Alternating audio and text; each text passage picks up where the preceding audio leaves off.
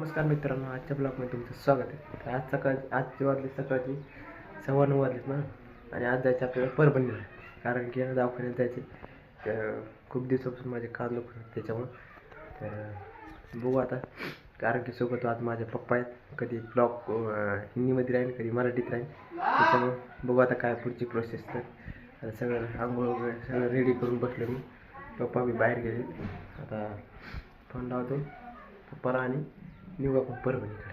तर चला. तर बघा मित्रांनो, आता आलेले रेल्वे स्टेशनला आणि ते गेलेत म्हणून बस स्टँडला, काहीतरी काम होतं त्यांना. तर जाऊन येतील. तोपर्यंत गाडी यायला खूप टाईम आहे, 10 वाजले, 10 10:30. तर आता ते गेले बस स्टँडला, काहीतरी काम करून येतील तोपर्यंत. आता गाडी आलेली परतूरपर्यंत, तर तिला पण टाईम लागणार. ते म्हणलं तोपर्यंत जा.